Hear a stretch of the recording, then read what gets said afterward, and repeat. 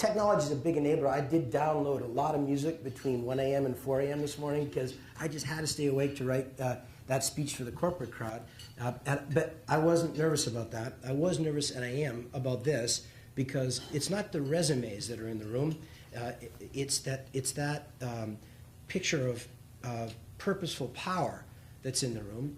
And so while the film is inspiring, it's also, it causes one to perspire because, well, it's proof positive that you can't take the view that it can't be done. It's proof positive when somebody says, I know, but it's a time of despair, and it is, and it's a time of pain, and it is, and there's nothing that can be done about it, and you can begin to believe that, especially if you're a middle-aged boot salesman. But yeah, that's me. But when you look at when you look at that, and when you look at this, you think to yourself, I don't know, let's see if you can make any sense. That's what I think anyways. So I'll tell you, it was one of those nights where I ended up all over the map. So I'm going to read you a poem to start, okay? This is a cool one, and the good news is somebody famous wrote it, and it is, yeah, it was that bad a night. This is not a Jeff poem. Roses are red, responsibil, hope the speech is over, and so do you. No, this one's actually consequential. He says, it's an excerpt. Turning and turning in the widening jar, the falcon cannot hear the falconer. Things fall apart, the center cannot hold. Mere anarchy is loosed upon the world. The blood-dimmed tide is loosed, and everywhere the ceremony of innocence is drowned. Listen to this, last two lines. The best lack all conviction, while the worst are full of passionate intensity. William Butler Yeats, 1919, the poem's called The Second Coming. And he writes this in the aftermath of the First World War.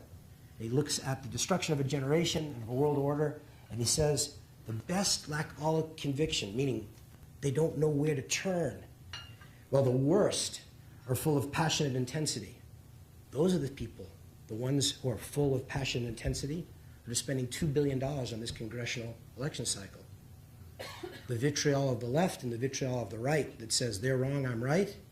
The ones that say there is no middle ground, there is no place discursively for us to build civic society. I'm right, they're wrong. Let me demonize other. And they are equally venal, both points of view. From too many perspectives, we're witness in this moment to what I fear could be the civic center's disintegration.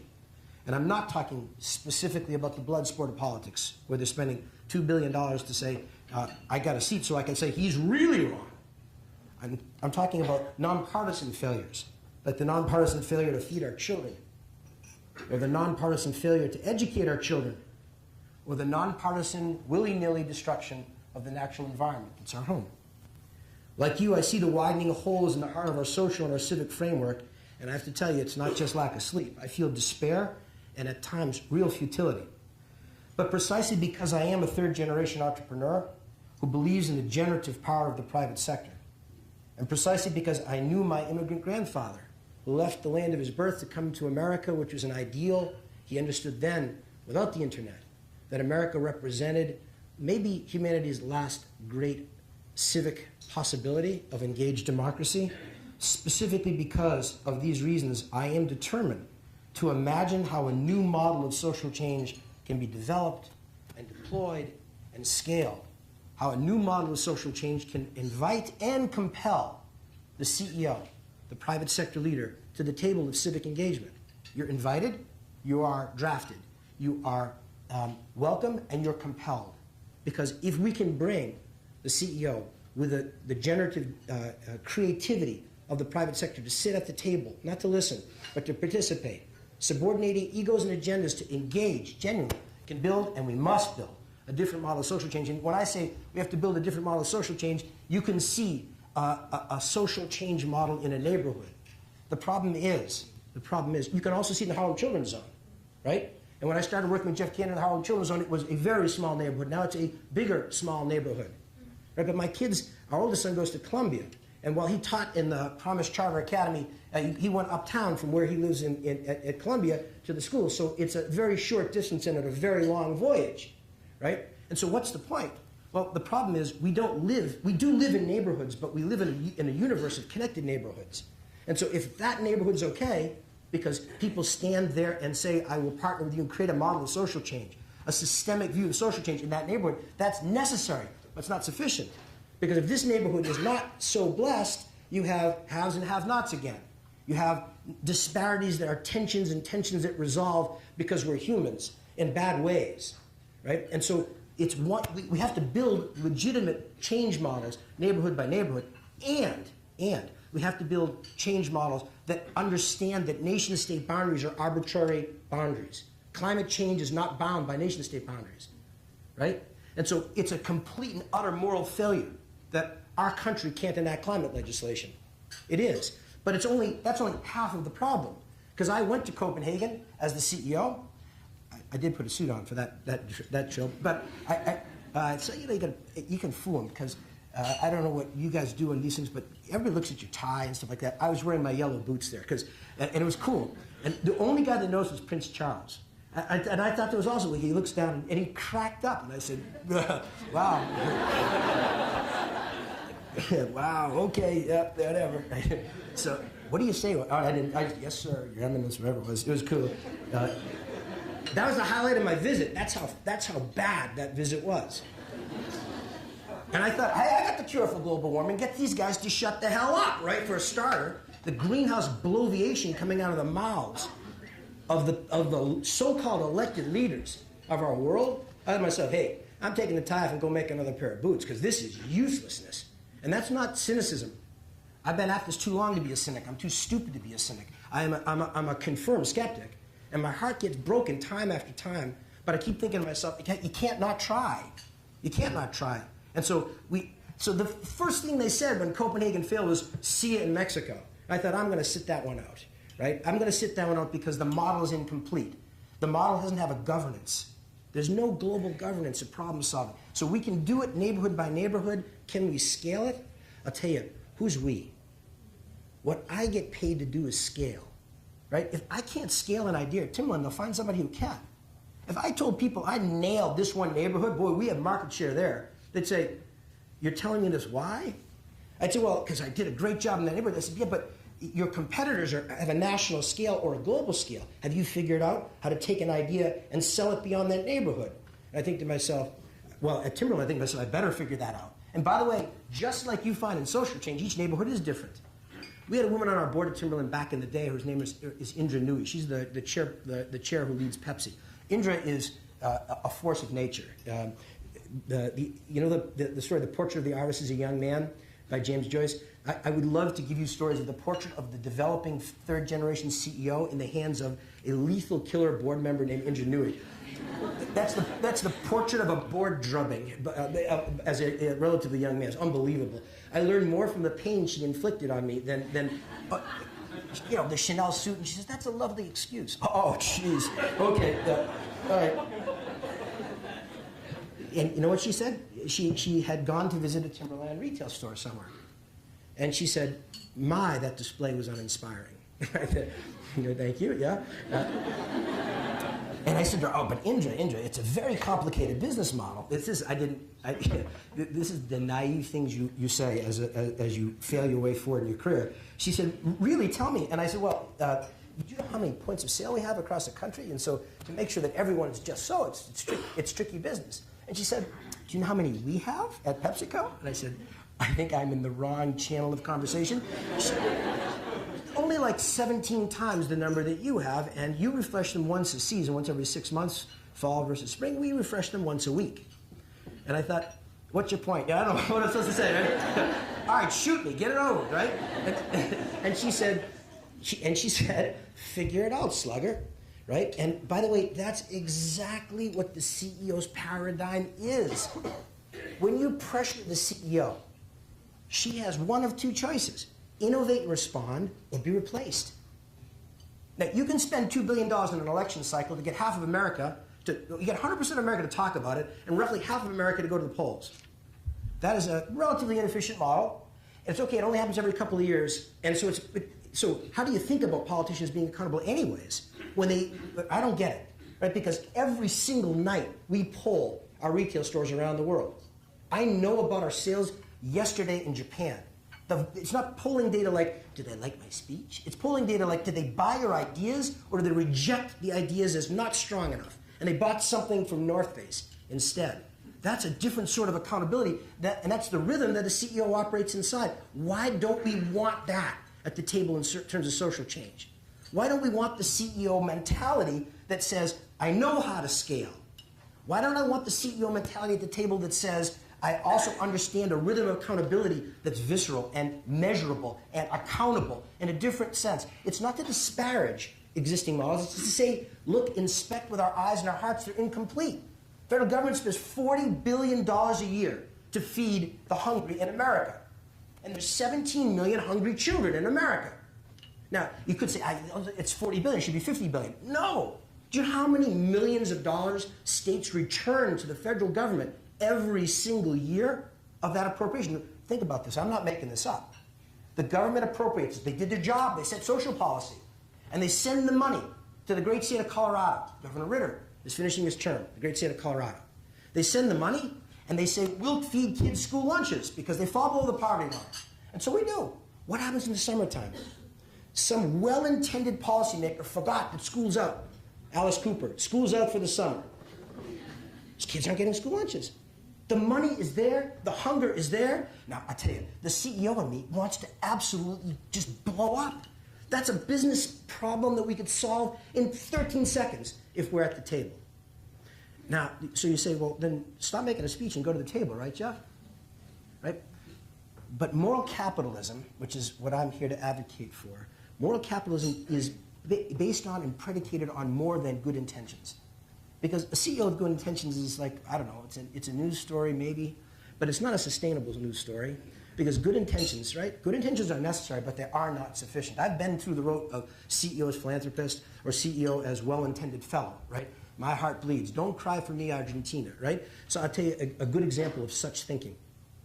In the, I don't remember when, sometime in the last decade, I had in the constellation of Timberland relationships, a relationship with this Hollywood actor who was very, very passionate about the rape and genocide in Darfur.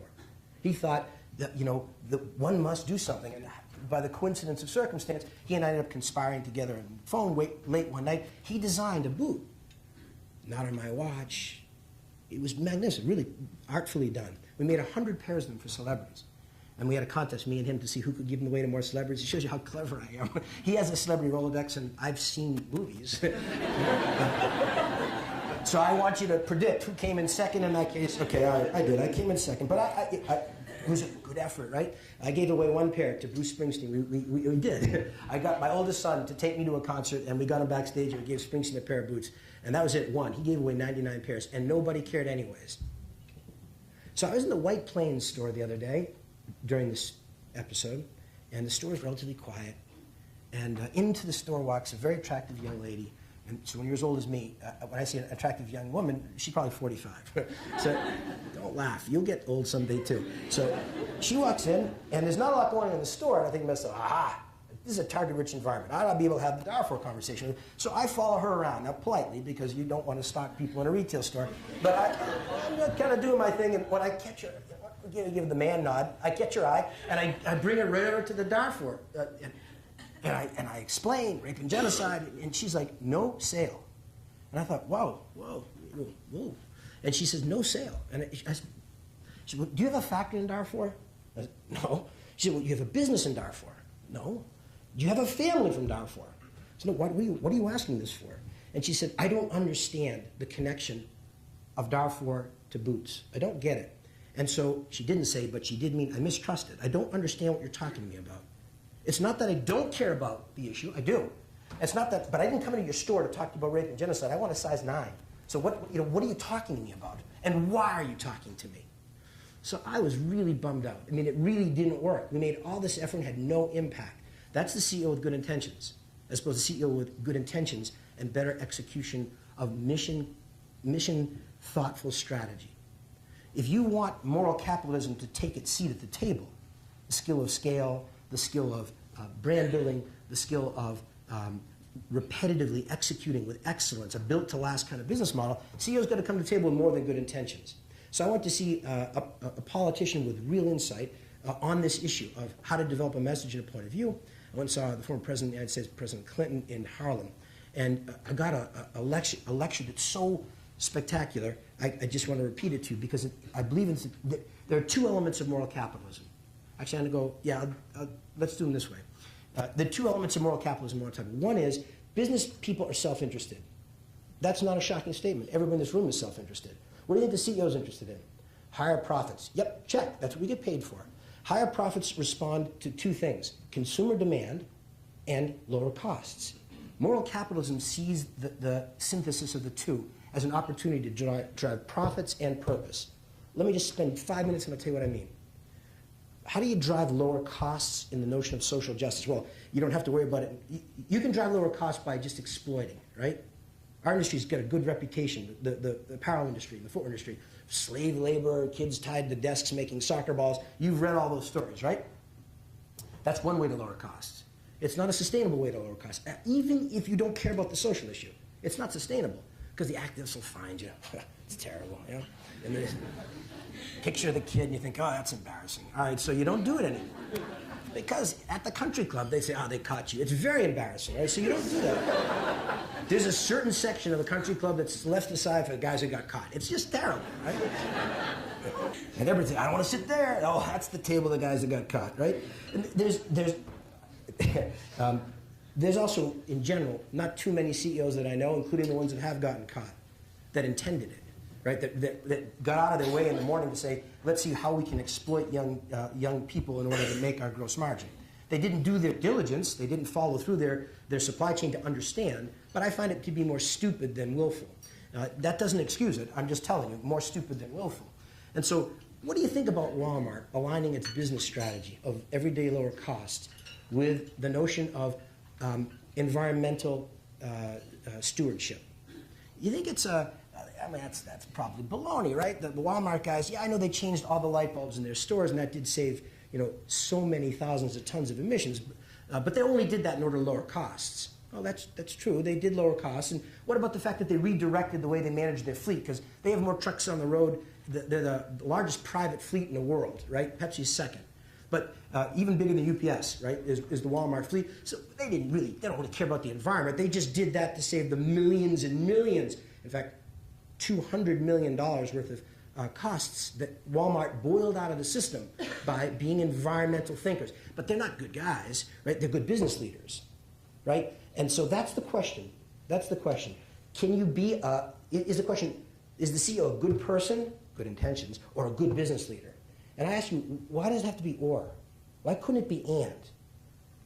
Right? Why couldn't it be and? Why couldn't we say systematically, if you look through the supply chain, look, Ingenuity, I mentioned her, she decided to reduce the amount of plastic that's used in packaging for her soft drinks. Good business or good for the environment? Yes. She decided to take on the issue of water. And so did Mukhtar Kent at Coke. These two guys don't hang in general, Mukhtar and Indra. But I've been in a room where they aren't hanging, but they are collaborating. It's not pretty, right? Because you got two wicked powerful guys that all they want to do in a corporate sense is kill the other person. But when it comes to the issue of water management on a global basis, even Coke and Pepsi have to figure out a way to collaborate, because if you want to make social change at a sustainable level, you got to do it. And so is that what they're trying to do, social change? Or are they just trying to ensure a source of supply? Because if there's no clean water, you can't make your Coke and Pepsi, so then what, right? So, right, are they being a principled, or are they being simply hard-headed business people? Yes. The answer is yes.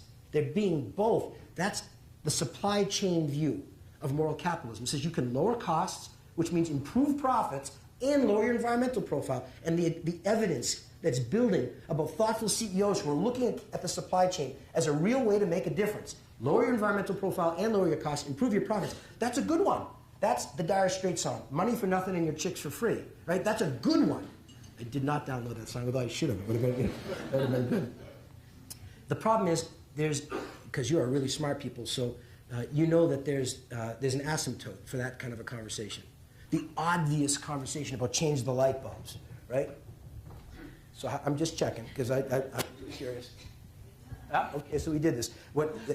So this makes the Charles Hotel more sophisticated than the White House, right? Because when I got invited to one of those private conversations, they were so excited. Now, welcome to the old office building. It's called the executive office building. I think, yeah, great. And they're so excited because they own the building, right? The new administration. I think this is my building. I'm the taxpayer, and you're working for me. But that's not the point of view. And it's not, has nothing to do with this administration. It's just the way all politicians think, right? They lose track instantly of what their job is, right? We're working for them. No, last time I checked, you're working for me. And so sitting in this and I'm sitting on a table this size with nuclear power utilities, and they're trading on the climate legislation. I think, objectively, this is wicked cool. That's Boston talk, but it's really cool. I would love to show my boys what backroom politics looks like, because it's like every civics class you ever hated, but it's right in front of you, and they're making these horse trades. But I thought to myself, leave aside how cool it is. This is disgusting. This is unbelievable. They're trading nuclear power for a different thing here, different thing, and in the meantime, all I can do is stare at the lights. And the reason is I'm sweating in the suit. And the reason I'm sweating in the suit is because they're halogen incandescent, burning up the environment. So I go to the men's room, and I whip out my Twitter, whatever you think all that thing is, and I'm standing in the men's room. Okay, I'm gonna get in front of that, but I'm like, yeah, you wanna? We don't need more nuclear power. Change the friggin' light bulbs, is what my Twitter thing said. And then Robin's like, thanks for sending that from the White House. That was great. But I think to myself, come on. Now, you go to Starbucks, to the 7th floor of the headquarters in Seattle. Go visit the men's room, if you're a guy, or go visit the ladies' room, if you're a woman. Now, and I cannot predict what happens in the ladies' room, but I can tell you what happens in the men's room. Would you expect to walk, this is lunchtime, so we're going to keep this upscale, right? But when you walk into the bathroom at Starbucks, who has said that water is a precious resource, what would you expect to find in terms of bathroom paraphernalia? Well, what you'll find for bathroom paraphernalia is consistent with corporate messaging. It's not messaging, it's executability. CEOs know if you make a speech about water and then you flush the urinal and you blow away half a Puget Sound, someone's going to say, uh-oh, guy's saying one thing and doing another. I tell you, I went to the old executive office building to see what that was all about. And I tell you, the Potomac was down 6 inches after everybody flushed. It's not low flush toilets. And you think, oh, come on, what's the big deal about low flush toilets? Stop busting on the administration. I'm not. I'm making the point that the governance of social change would benefit from the presence of CEOs actively engaged in the conversation. We understand the accountability to execute through the supply chain. And so Starbucks has low flush toilets, in fact, no flush toilets. And they have the leading edge technology to demonstrate this is what we believe in, and they can execute it right through the supply chain. Now, I am not saying that they're perfect, and I'm sure as hell not saying we are. But I am saying to my activist friends, please stop looking for perfect, because moral capitalism is an optimization of profit and purpose. And if you won't acknowledge that an optimization of profit and purpose is necessary, then honestly, we're going to have a hard time finding a way to build sustainable social change. That's what many activists say. You're not welcome at the table because you do despoil the environment. Okay, here I am. My name is Jeffrey, and I'm a despoiler of the environment. Right? Step 1 in the process is engaged. Now, you want to talk about step 2?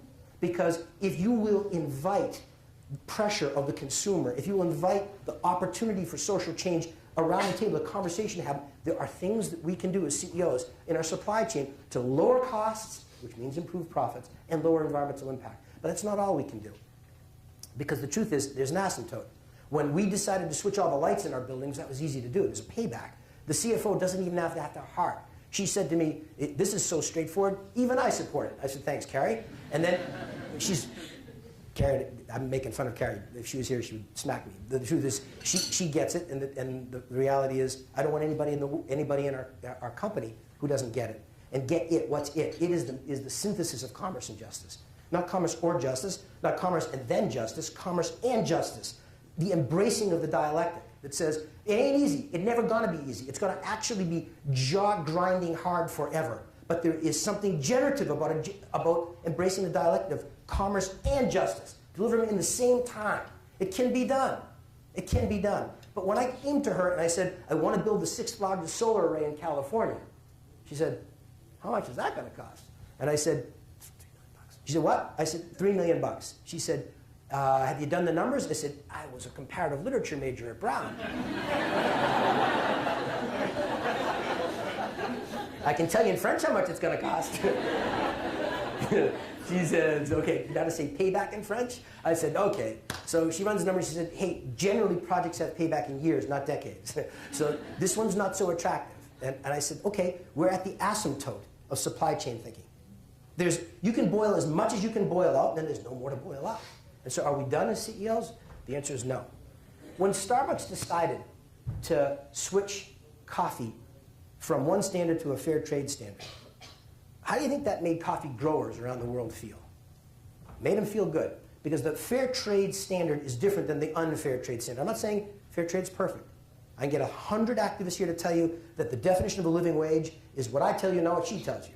Right? And so we can agree that we don't know exactly what a living wage means, but I can tell you this also, because I'm a third-generation shoe entrepreneur.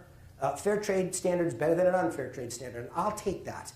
That's perfect is the enemy of the good. Let me just make today be better than tomorrow, than yesterday. Let me make tomorrow better than today, and I'm doing what moral capitalists are supposed to do, incrementing towards transformation. Right? And so when Howard said, I'm switching to fair trade, it's like when Yvonne Chouinard said, I'm switching to organic cotton. It takes somebody first to go into the water. I'll tell you what, I didn't want to be the guys at Dunkin' Donuts the day that they decided Starbucks' value proposition now includes fair trade too. You can imagine the Dunkin' Donuts brand managers, and I know some, they're smart people, like, crap, we got one more thing we got to do. Even if we don't care, by the way, they do, even if we don't care at Folgers, we got to care. Because the market's going to punish us if we don't play.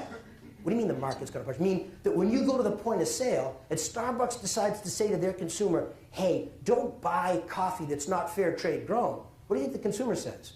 Okay, boss. Right? Must be, because why the hell are you paying $6 for a latte otherwise? If you don't believe, right? But that's the power of brand builders, to engage with consumers. We don't sell utility at Timberland. There's no chance in the world you're going to pay $125 for a pair of shoes on the basis of utility. The fact that people reach in their pocket and take out $1.25 all around the world to buy Timberland shoes is a mixture of desire and need. And it's longer on desire than need, because rarely do naked people come into our stores. Right? They come into their stores because there's something of value there. Right? What's not valuable about the beloved community? What's not valuable about social transformation? What's not valuable about the possibility of moral capitalism? Howard Schultz saying, I bet I can get paid for that. And you think, I see a venal CEO, here he goes again. No, this is back to the Bill Clinton story. He said to me, I love the Darfur thing, I really do, I have a pair. That's great, there's 100 pairs. I know Clinton, and Don gave him a pair. Great, so I didn't even get that, because I didn't have to think celebrity. Okay, fine, so Mr. President's got a pair of Darfurs, it's great. I didn't even get a check in my box on that one. And he goes, but no clue. That's what he means. He said, when is the last time somebody came in a shoe store and said, I'm here to end rape and genocide? By the way, if they come into the store and say it, you want to probably call security, because this is a shoe store, right? Good point, good point. He said, have you spent any time looking at your product? You got to be careful, because he asks leading questions, and if you lean forward, you get knocked out. I said, yes, sir. And he said, what's the logo? I thought, that's not a trick question. I know the answer to that. It's a tree. And he said, and environmental stewardship is part of the 4 pillars of belief that you live at Timberland every day, right? I said, yep.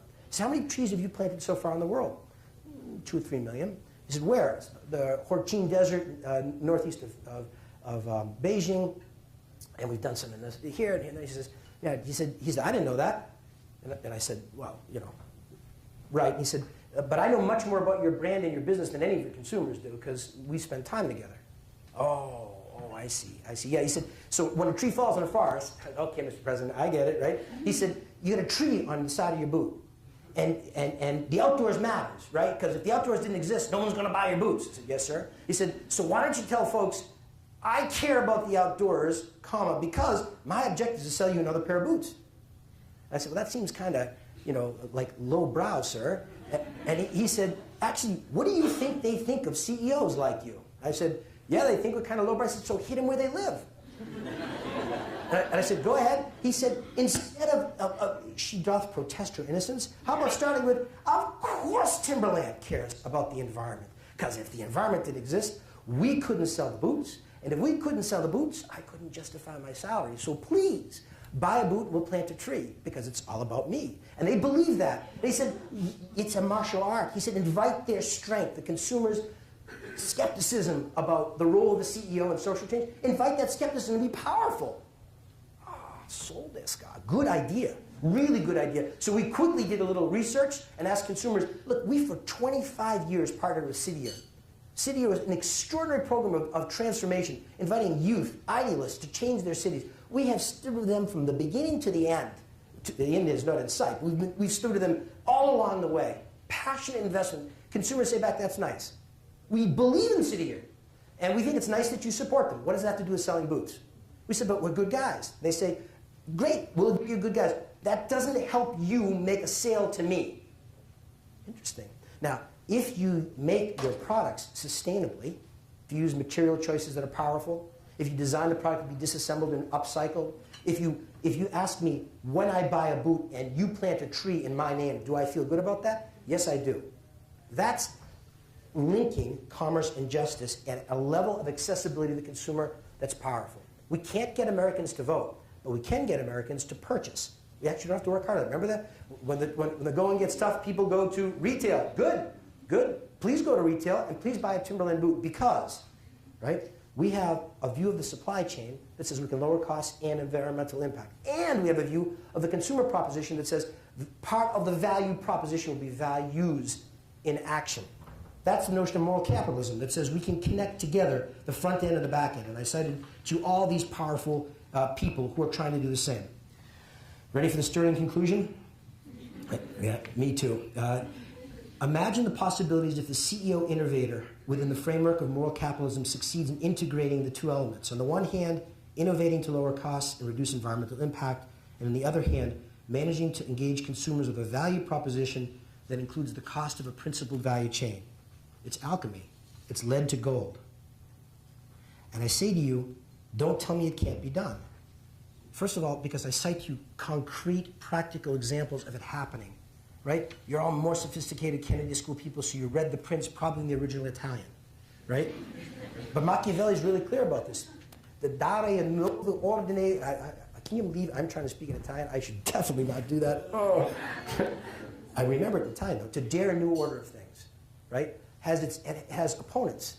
It has opponents for people who are frightened by the notion of change and by people who don't like the current circumstance but are frightened by the notion of change, and by people who are benefiting from the current circumstance and certainly oppose any change. And so that boils down to nothing succeeds like success. Many people need to see empiricism to believe it can be done. What more empiricism do you need than Walmart, UPS, Federal Express, Marks and Spencer's, IKEA? You want to keep going? We can, right? Of people who are making concrete commitments at both ends of the process, on a consumer-facing side and on a supply chain side. What more context do you need to believe that it isn't alchemy? I say, don't tell me it can't be done because first of all, it is being done, and secondly, it ain't being done enough. Back to the point about we're not feeding our children, we're not clothing the naked, we're not doing our job. And so the question is, how do we make moral capitalism not the exception, but the rule? How do we insist upon it? So in the end, I'm going to tell you a City Gear story. I'm going to tell you that it's all about the strength of our individual hands. And I've been using mine to gesture because that's good speaker stuff, right? Use your hands. But I also was limbering up for the stunning conclusion, which is now at hand, right? City Gear's part of City Gear's model is narrative as source of inspiration and engagement, right? You got to tell people stories so they can scale it to a personal level. They can hold on to it, literally hold on to it. So one of the stories they tell goes like this: there was this old woman, and I would love to say she lived in a shoe, but after all I invested, I think they couldn't change the story just a little bit. It would make for such an easy kind of rap, but they won't do it. So there's this old woman, and she didn't live in my city, she lived in yours. And she lived in a garden apartment on the first floor, right? And by standards like that neighborhood that Babak was describing, right? You see that guy sitting there at the beginning with a cigarette in his hand? Who sold him the cigarette? I did. I'm a CEO. I know how to do that. I know how to get a cigarette in his hand. I do, and I can make a profit doing it. What do you mean we can't feed the hungry in that community? What do you mean we can't educate people in that community? I can put a cigarette in his hand. He doesn't want that cigarette. I can make him want it. That's the power of the private sector. You want to let that private sector continue to use that power to put a cigarette in his hand? Well, so be that. Be accountable for it, because I don't want to. I want to harness the power of the private sector to take the cigarette out of his hand and to help create social change so that that neighborhood can have its human dignity. Nothing more, nothing less, right?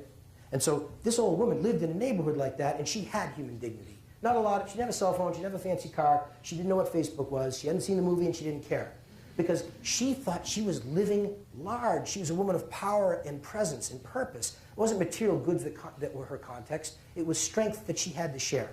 And the strength that she had to share in that neighborhood that we just drove by in the Delta, that neighborhood, she had a bird. She had a songbird. That's all she had. She put the songbird on the porch, not in the window. I'm modifying the story, right? And she left the songbird there every day so that when people walked by in that neighborhood, instead of the sign that says, I love that sign, that was brilliant marketing. Trespassers will be shot and you will be lying here dead when the police come to visit. That to me is effective marketing, right? That's clearly who you seeking to serve, how do you seek to serve them, and be quick to the point. I get it, right? So hers was a little bit more indirect, but she put the bird there and she said, I have strength to share. Do you? That was her question. Now, her view was that was the world of opportunity. The problem is there were young people in that neighborhood who moved the world through different eyes. The world of I don't have, a world of powerlessness, a world of I'm not the master of my fate, I am the victim of circumstance. In Boston, year to date, 53 murders in this city, year to date. Boston, not Cambridge, Boston. Of the 53, 34 of them haven't seen their 30th birthday yet. 4 out of 10 kids don't graduate from the Boston public school system. And that's a general view, not sliced by color. Because as you can appreciate, it gets worse for kids of color. 4 out of 10, that's just the national average. And we drive on by. We drive on by. And of the 17 million hungry kids in America, 125,000 of those kids are within 15 miles of this hotel. 125,000. I didn't eat the lunch because I'm the kosher kid. But it was a beautiful lunch. And I don't want anybody to feel bad about the beautiful lunch, especially not this crowd. But I do want us to be conscious of the fact that this woman, she may have had children that didn't have access to that lunch. And that's on our watch, right? It was these young people that didn't have access to the lunch, they decided to steal her bird because they were angry. Nothing is more powerful than powerlessness. Janis Joplin made it into a funny song. Freedom is just another word for nothing less to lose. That's a funny song, me and Bobby McGee. But in this day, in this age, with technology of interconnection and the power of powerlessness, it's a frightening notion. It's a frightening notion. And so the kids stole her bird, and they had it. By the way, you want to talk about entrepreneurs. I'm a successful entrepreneur. You're right that our market cap goes up and down. It's more in the ascending mode now than it was when I talked to you before. We lost a lot of money in terms of market cap because we didn't execute our plan. And we're executing it better, and we'll earn our way back. And I believe in that. But you want to talk about the best entrepreneurs in Boston. We wouldn't be able to visit with them just now because it's still during the day. But if you want to go with me to Boston at night, which is a program run by the Boston Foundation, a friend of mine called Robert Lewis Jr., if you want to go visit the best entrepreneurs in Boston, look, Timberland has the best sales outstanding in its industry. We get paid, our terms are 2% net 30. Please pay us in 30 days. We get paid in 32.5 days on average. Best in class in our industry. The entrepreneurs that I'm not in the sense competing with, but for Man of the Year award, the entrepreneur on Mission Hill is not getting paid in 2% net 30. Cash on the barrelhead, right? He gets paid cash for his business. He has a better supply chain. I get 4.5 times, 5 times inventory. He gets 52 times inventory or 62 times inventory, meaning if you want to buy drugs from him, he will have what you need when you need it, as long as you have cash, right? A business system that works beautifully. Now, we call him a criminal, but there's an entrepreneur of power inside that criminal model. We don't invite that power. We shun that power, and that's not a good thing. And why do we shun that power? Look, you don't have to shun it. He doesn't need shunning. He knows that his chances of graduating from high school versus graduating to jail or graduating to early death, he knows how to rack and stack those choices. And that's why he stole the bird. And he stands in front of the old woman and they have the bird in their hands, right? Because they got this thing thought through. It's not good enough to nail the bird. They got to really work her, right? This is after-sales service, right? This is entrepreneurs who know how to run their business. And they say, old lady, is this bird alive or is it dead? And if she says it's dead, their plan is to open their hands and let the bird fly away. Like that. It's like that horror movie. Just when you think it's safe to go back in the water, the shark shows up again. Da, da, da, right? And so the same thing. If she says the bird's alive, they're going to kill it. And they're going to say, no, you're wrong. The bird's dead. So they're going to have a second form of relationship with this one. They get the supply chain side right. They stole it from her. They have the value proposition right. They're standing in front of her and they say, oh, woman, is this bird alive or it's dead? Now the question for us, right, is not is the bird alive or dead. The question, I believe, is do we have the capacity of imagination and will to create scalable social change against the intractable issues that confront this generation? There is no excuse for the fact there are hungry children in America. We have the money, we have the technology, we say we have the desire. I can tell you one thing for sure, we have the need. You can't say, I'm not going to debate science with you about global warming or not global warming, but I will make it clear that the destruction of the natural environment is real. Leave it just at that, because I'm not a scientist. Right? The question is, tisk, tisk, tisk, or let's do something about it. Right? Educational failures across the country, I know it's all their fault, the prior administration. But the prior administration, you're going to be a prior administration, they're going to say the same thing about you. And we can have a really interesting debate, which is fine, except if you're one of the 4 in 10 that didn't graduate from high school. Because then I don't care whose fault it was, I didn't graduate from high school. And I'll steal the bird because I have nothing left to lose. I have nothing to live for. Is the bird alive or is it dead? Can we create a model of social change, neighborhood at a time? Can we scale it? Can we refine it? Can we execute it? Can we build it to last? Not without the private sector. It's not the private sector riding in on a white horse. I'm not making that point. I'm just saying that if we don't reinvent the model collaboratively, can you imagine the joke they're going to tell? The CEO, the government official, and the NGO person went into a bar, right? That's going to be the joke. But the punchline is going to be they stayed sober, they stayed focused, and they came out with an agenda of shared strategic outcome that was mutually reinforcing in a governance methodology that held them accountable to each other through time. And all of a sudden, the things that couldn't happen, happened. We fed our children, we educated our children, and we saved this experiment called the human condition. Is the bird alive or is the bird dead? The old woman said, I don't know. I don't know if the bird alive or dead, but this much I do know to these young people. She said, the answer is in your hands, right? And so I've been gesticulating for a purpose because I wanted you to think for a second just now about your hands. This is not an average audience. And that's not a compliment. That's a challenge. It's so much easier to do the corporate speech in the morning, right? Because my voice is crescendo by now. Sweat is flying and the hair is going. And I am, in that sense, the world's greatest Diet Coke. I mean, I line them up, and I don't mean this in a disrespectful way. I want them to see the possibility. But I'm deliberately speaking softer now because this is a different audience. You are cursed to be as blessed as you are. And those are strong words, but I just want to say it in context. When I say it's in your hands, it's not a rhetorical device. You can't watch that film and think it's somebody else's job. You can't see the empiricism. When I talk about Walmart, plenty of people say, I know, but I'm a relatively junior person in a big organization. How am I supposed to drive change? Nobody here can have that question. So when I say that the answer is in your hands, I am saying it not respectfully. I am saying it in a challenging way for 2 reasons. One is because as a citizen of the world, same as you are, I see the pain. I've pledged in my own narrow-minded way to do what I can to bring my strength to bear. I've told you my story. I'm 50 years old, and I'm on the back side of that conversation. You're on the front side of that conversation. And so as a citizen, desperate for you to step up, in, over, connect, bring the genius that can enact realities like that to scale, force the CEO to the table, make her pay attention, make her part of the conversation. I say that as a citizen, I say that as a dad. I started out with the Noah story, and Noah's finishing his high school year. He goes off into your world. He leaves my house and goes into your world. And so President Obama, in that narrow sense, very narrow sense, is right. CEO is a narrow, self-interested guy. This is all about Noah. This is all about Jeff as dad. This is all about, when I say it's in your hands, I want to charge you with the responsibility to know it's in your hands. Because otherwise, I don't know what kind of world we're going to end up living in. The power to change the social model is in your hands. I don't know if you could find a more powerful group of leaders than the fellows. And so, no rousing conclusion, just a soft one, trailing off into time. The old woman said the answer's in your hands. The middle-aged boot salesman said the answer's in your hands. It is an invitation and a challenge. Please, bear in mind the power that sits in your hands. Use it for high purpose. Build a model that's scalable, executable, and sustainable. The world that we live in is still redeemable. It's in your hands. Thank you.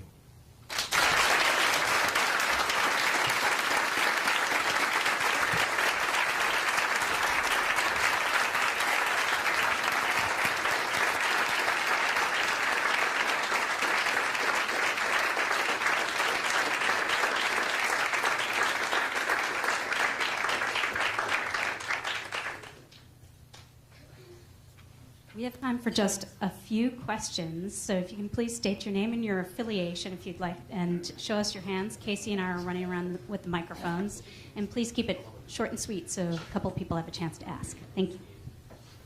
Hi, my name is Trey Watson. I guess I don't remember when we graduated in 2008, one of the Zuckerman Fellows. Thanks so very much for joining us. Short and sweet question is one that I'm trying to manage myself. I'm in education, working for Teach for America.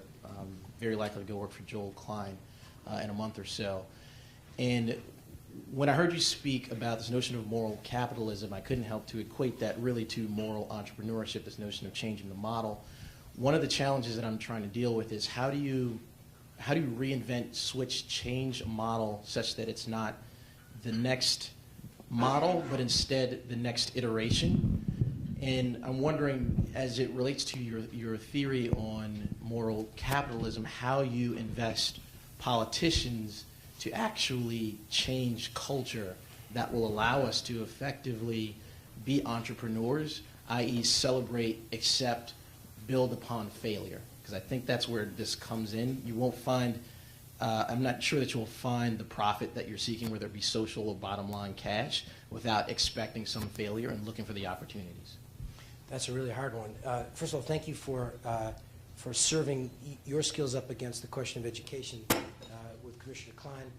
I know when Jeff Canada went to see Joel about the education system in the Harlem Children's Zone, he went, another one of my real favorite poets, he went in his guise as the Emperor of Ice Cream. You know, Jeff went to call on Mayor Bloomberg and Joel Klein in the mode of a sales call as opposed to a supplicant's call. And it's not a small frame of reference shift. It's a powerful one. So instead of, and I don't know if you know Jeff, but Jeff is an enormously humble man. He's not humble by style. He's humble of circumstance. He is a genuine. His humility in a sacred sense, right? But his presentation is not humble. His presentation is powerful. And so he didn't say, I would like to negotiate with you around the notion of reforming education in the Harlem Children's Zone. He said to the mayor of New York City, in my town, those will be my schools, right? And what he had in the keel of that conversation is the Machiavelli point. There's nobody ever going to look across the table at Jeff Canada. At this point, 25 years later, an overnight success. 25 years later, an overnight success, and say to him, you know, I doubt it, right? Because his track record is impeccable. But the problem is that it's like the same reason when somebody says to Timberland, can I work in the marketing department? Say, no, we only hire people with experience. No, we only hire people with experience. But what happens when you run out of the world of people experience? Somebody's got to be hired to get experience. How do you build a track record, right? When you're, I don't think the point of salesmanship is a small point, is what I'm saying to you, right? I think social entrepreneurs that I encounter are often in the mode of, this is what I need from you.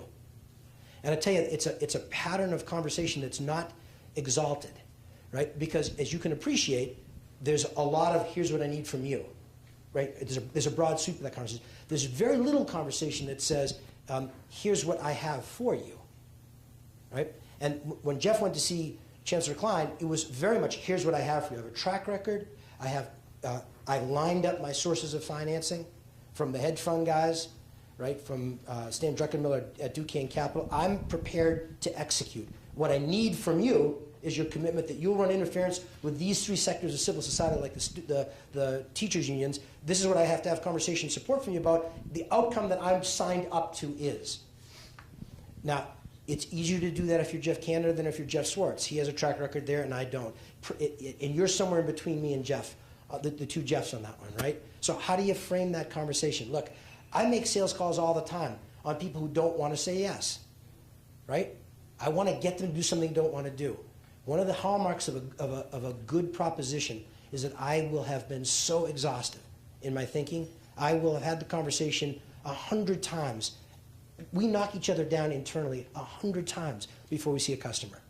Because if a customer raises a question we haven't thought about, it could be they're on the wrong subject, or it could be, or we didn't do our job, right? And so when you talk about refining a model from within, you got to use the strength of the system. No one is used to a social entrepreneur being professional. I mean that in the deepest respectful way. They expect the gleam in the eye that says, this is what I need from you. funding, a job, support, love. Very rarely is the conversation focused that says, I have a proposition for consideration. Now, at City Year, we learned how to sell differently. For the first 10 years of City Year, we were looking around like, can we come to this city?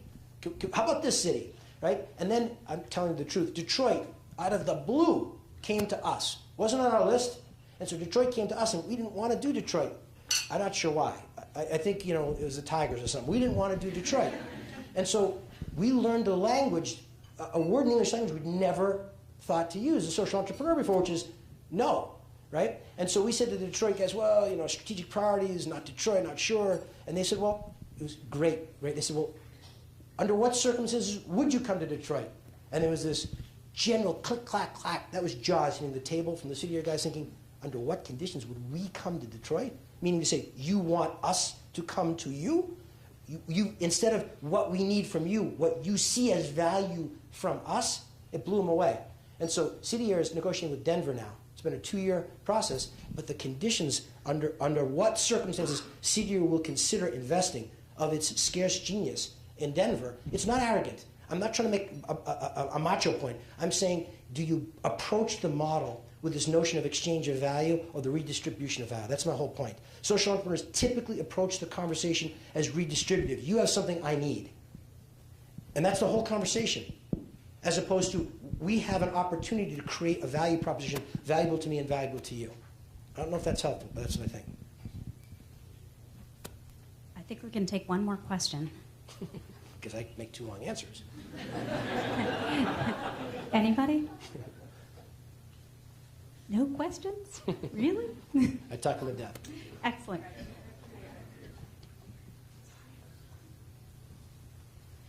Hi, my name is Sushma Sheth. I'm a joint degree student between the Harvard Kennedy School and Kellogg, where I'm getting an MBA. Wow. And I just wanted to say, supremely enjoyed your remarks. Thanks. And of all the P's that you mentioned, you really represented presence. Striking given what you were doing over the last 24 hours. Thank you very much. Thank you. You make a very compelling argument for integrating corporate sense of efficiency and accountability into social change. And I will say or reveal that I am one of the many activists that have also been critical of corporate practices in the past. But I'm now at business school because I believe I do have a lot to learn in terms of what it takes to see processes through, management, and of other things. But you said accountability a few times, and I think there has been a question or a challenge of accountability within the private sector in the past 2 or 3 years. And so what new model or morals are you bringing to accountability that deflect against what we've seen in the last 2 years? It's a super question. In our industry for 10 years, activists fought a running battle. I say this only because it's public. I don't like these guys, but I do respect these guys. They were in a 10-year battle with Nike. And the objective of the battle was to get Nike to declare where their factories were located. It was a 10-year running battle. You will tell us where your factories are? Nike said, that is the dumbest question anyone could ever ask, but thank goodness that's their question. So we'll say back, no. And they said, oh no, you'll tell us. Nike said, they're still asking the question? No. As long as they keep asking the question where the factories are, they'll never get to interesting questions. Besides, if they were thinking about it for 30 seconds, you ever try to hide a shoe factory? Just absolutely focused on the wrong question, right? Accountability, what's the question you're asking? My dad used to be like this. He's a second-generation entrepreneur. He used to walk into the room and say, get me an orange. I said, okay. Get me a straw. Get him a straw. Get me a hammer. Get him a hammer. I think, where are we going with this? And he'd sit down with the orange, try to stick the straw in and bang it with a hammer, because what he was really saying is, I'm thirsty, right? It was all about the question. And I tell you, the majority of the activists that we interact with on a over-the-counter conversation as opposed to a sit-down, nose-to-nose, no fun conversation, but the over-the-counter ones, it's get me an orange, get me a straw, get me a hammer. And I tell you, the CEO view of that is, look, I got to be responsive, because in the sense that I can't ignore it. Because maybe they'll wake up on the other side and ask the right question. If they did, then we'll actually have real issues we've got to deal with. And so let's play with them. Let's keep it going. There's no value there. There couldn't possibly be value, because if your question is, where's the factory? My answer is, honest to goodness, try and hide the factories in South China. right? Try and hide them. We watched this and we couldn't understand. One airplane ride, this is before Google Map, right? So maybe now they wouldn't ask that question. But one airplane ride and you'd have everything you needed in one conversation. And then you could get onto, now that you know the factors, what's your real question? If what you're really saying is, would you let me come into a shoe factory and see and understand what's the human rights circumstance? Well, that's a different question. And potentially there's value in that. Potentially. I'm not speaking for Nike. I can tell you from Timberland's perspective, when people say, we put the name of the factory on the shoebox. Because we're in the view of, if you've got something to say to teach us, we want to learn it. Right? And it's not hiding in plain sight. It's a different view. Right? And we learn from the Nike model. And they've got 10 years of grace on the conversation. Grace they shouldn't have been granted. They shouldn't have. Because the real question, what's it like to work in a shoe factory, is interesting. The answer is, it needs to be inspected. Right? And there's, for all the caterwauling about human rights, the prospects you have in the developing economy to work in a factory, a toy factory, the Apple factories in China, the Toyota factories in China, right? If you want to look across the brands that you in this room consume and ask yourself, what's it like to be inside that factory? Well, that's an environmental question. What's it like to be inside the mind and heart of the person working in that factory? That's a different question. If you want to have that conversation, I do too. But if you're going to attack me on, if you don't give me the address, I'll fight you for it, I have to have the conversation because you chose the battle. I didn't. And if you expect me to say, I love you, but that's the wrong question, first of all, they won't respond to that. And the second thing is, I'm not going to do your job for you because I got a lot to do during the day. Right? So when you say, what changed to the rules of accountability, it's not very different what I said to the gentleman about, please, let's focus our conversation around outcomes that are powerful. Right? So what do you want in terms of accountability from the CEO? What is this? What's a definition of transparency? Every 90 days I have to reveal our earnings to Wall Street. And I got Sarbanes and Oxley, the shortstop and the second baseman of legislative confusion, who say, I got to sign a statement that says, I know how many pennies were in the till in Japan. I sign it. I have no idea. I couldn't possibly know. It's intellectually not knowable. I sign it because I, at Timberland, have a systematic understanding of the values of the enterprise. And so I believe that the person told me how many pennies there believes what they're saying. I don't say that they're right. I don't know that they know. But I do know that they are not willfully being wrong about it.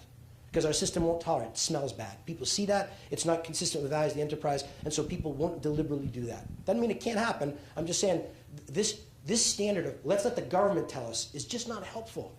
It's just not helpful. It's well intended. It's the same reason they can't feed school lunches to kids in the summer. Because they forgot school's out. Now, they're not stupid. It's just that that's not their job either. The problem is they arrogate that to themselves. They say it is our job. If they said, you and I have the job to feed school lunches to every kid in Colorado, I guarantee you we could do it. I guarantee you we could do it. Because we'd ask different questions. So what questions are you asking about transparency? And how are you asking the questions? Greenpeace sent me 65,000 emails a month ago that started, Dear Corporate Scumball. You know?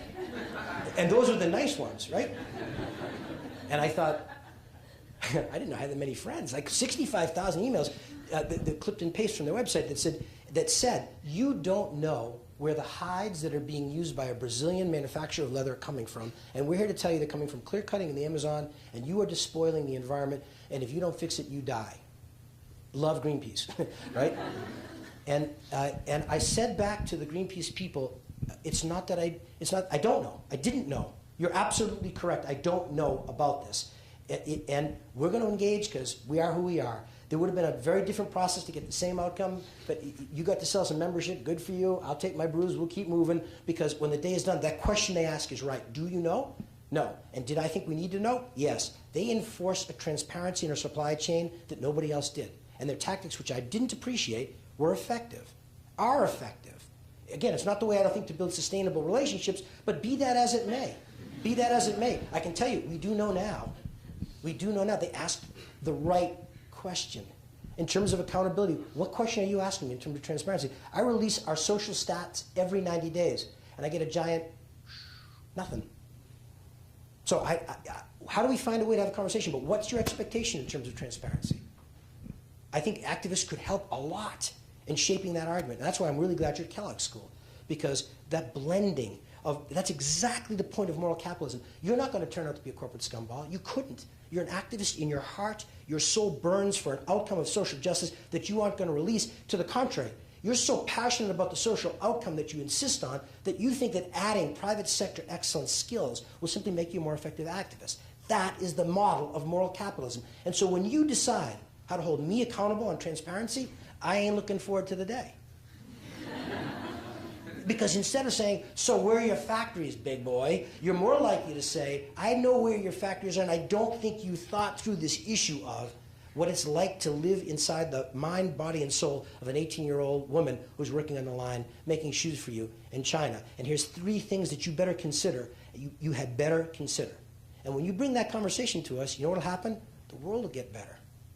That's exactly my model. Force the CEO to the table. The most powerful way you can force the CEO to the table is the most powerful way you can force the CEO to the table. That's how we'll create sustainable social change.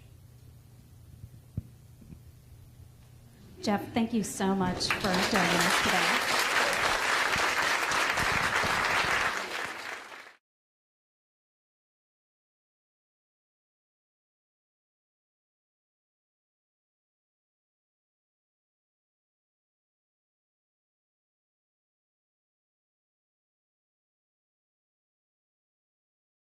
Technology is a big enabler. I did download a lot of music between 1 a.m. and 4 a.m. this morning because I just had to stay awake to write that speech for the corporate crowd.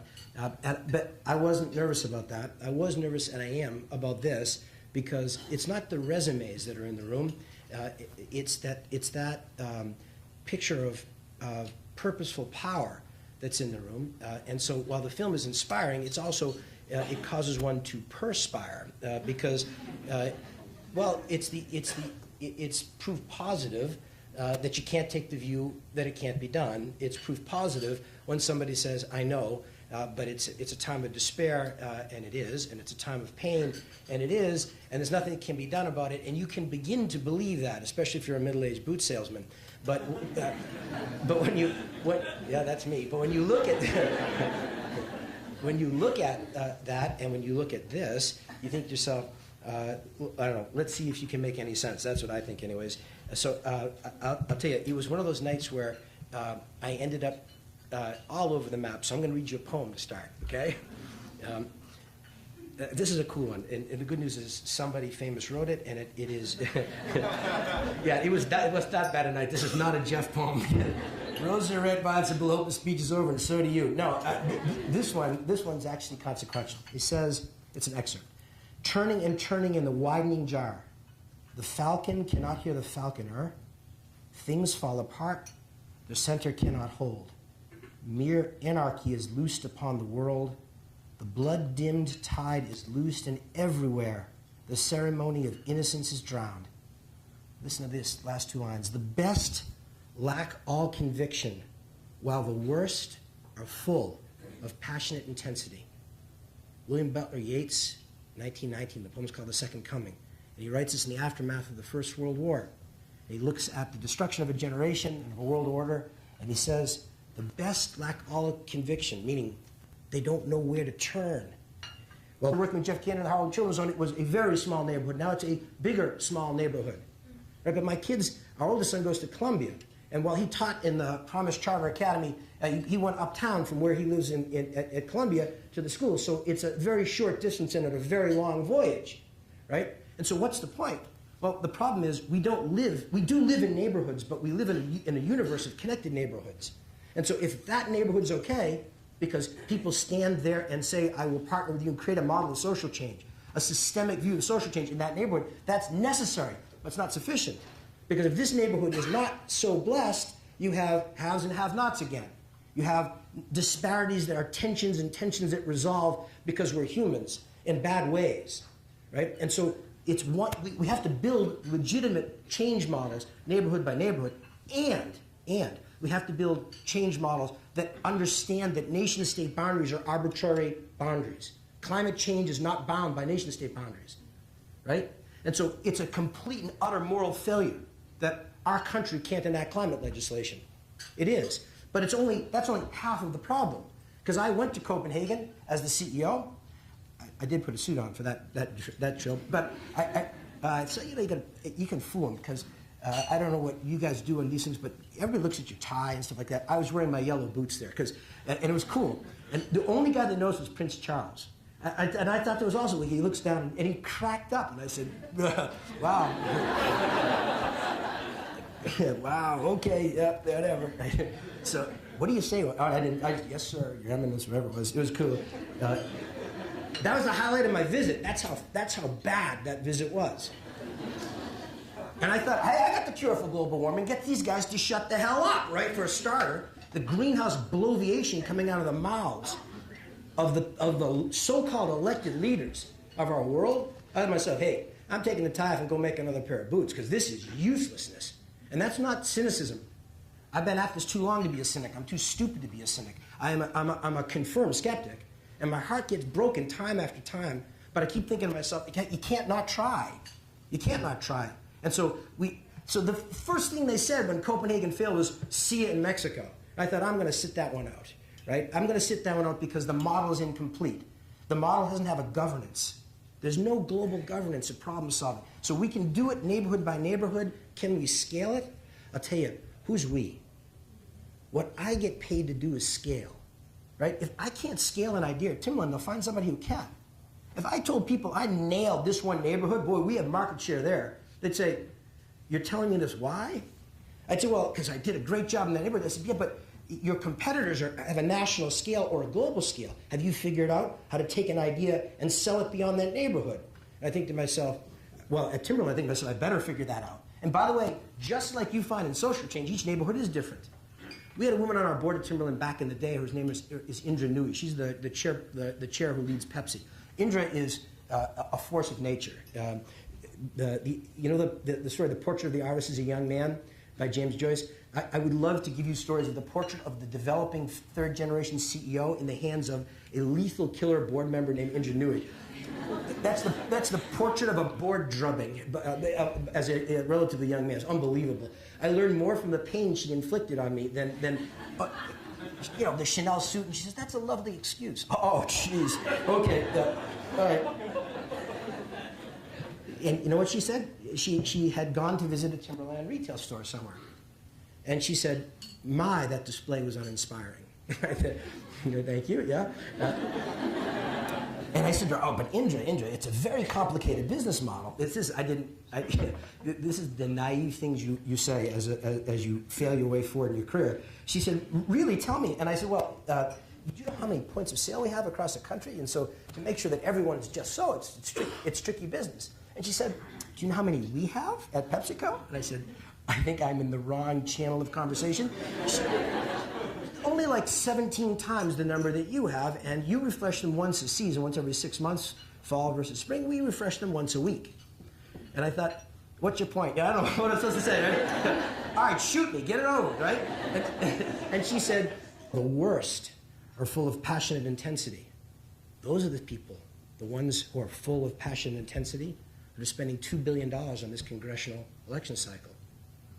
The vitriol of the left and the vitriol of the right that says they're wrong, I'm right. The ones that say there is no middle ground, there is no place discursively for us to build civic society. I'm right, they're wrong. Let me demonize other." And they are equally venal, both points of view. From too many perspectives, we're witness in this moment to what I fear could be the civic center's disintegration. And I'm not talking specifically about the blood sport of politics, where they're spending $2 billion to say, I got a seat so I can say he's really wrong. I'm talking about nonpartisan failures, like the nonpartisan failure to feed our children, or the nonpartisan failure to educate our children, or the nonpartisan willy-nilly destruction of the natural environment that's our home. Like you, I see the widening holes in the heart of our social and our civic framework, and I have to tell you, it's not just lack of sleep. I feel despair and at times real futility. But precisely because I am a third-generation entrepreneur who believes in the generative power of the private sector, and precisely because I knew my immigrant grandfather, who left the land of his birth to come to America, which was an ideal he understood then, without the internet, that America represented maybe humanity's last great civic possibility of engaged democracy. Specifically because of these reasons, I am determined to imagine how a new model of social change can be developed and deployed and scaled. How a new model of social change can invite and compel the CEO, the private sector leader, to the table of civic engagement. You're invited, you are drafted, you are welcome, and you're compelled. Because if we can bring the CEO with the generative creativity of the private sector to sit at the table, not to listen, but to participate, subordinating egos and agendas to engage genuinely, can build, and we must build, a different model of social change. And when I say we have to build a different model of social change, you can see a social change model in a neighborhood. The problem is, you can also see in the Harlem Children's Zone, right? And when I started, she said, figure it out, slugger, right? And by the way, that's exactly what the CEO's paradigm is. When you pressure the CEO, she has one of two choices: innovate and respond, or be replaced. Now, you can spend $2 billion in an election cycle to get half of America, you get 100% of America to talk about it, and roughly half of America to go to the polls. That is a relatively inefficient model. And it's okay, it only happens every couple of years. And so how do you think about politicians being accountable anyways? I don't get it, right? Because every single night we poll our retail stores around the world. I know about our sales yesterday in Japan. It's not polling data like, do they like my speech? It's polling data like, did they buy your ideas, or did they reject the ideas as not strong enough? And they bought something from North Face instead. That's a different sort of accountability, and that's the rhythm that a CEO operates inside. Why don't we want that at the table in terms of social change? Why don't we want the CEO mentality that says, I know how to scale? Why don't I want the CEO mentality at the table that says, I also understand a rhythm of accountability that's visceral and measurable and accountable in a different sense? It's not to disparage existing models. It's to say, look, inspect with our eyes and our hearts, they're incomplete. Federal government spends $40 billion a year to feed the hungry in America. And there's 17 million hungry children in America. Now, you could say, it's 40 billion, it should be 50 billion. No. Do you know how many millions of dollars states return to the federal government every single year of that appropriation? Think about this. I'm not making this up. The government appropriates it. They did their job. They set social policy. And they send the money to the great state of Colorado. Governor Ritter is finishing his term, the great state of Colorado. They send the money, and they say, we'll feed kids school lunches because they fall below the poverty line. And so we do. What happens in the summertime? Some well-intended policymaker forgot that school's out. Alice Cooper, school's out for the summer. These kids aren't getting school lunches. The money is there, the hunger is there. Now, I tell you, the CEO in me wants to absolutely just blow up. That's a business problem that we could solve in 13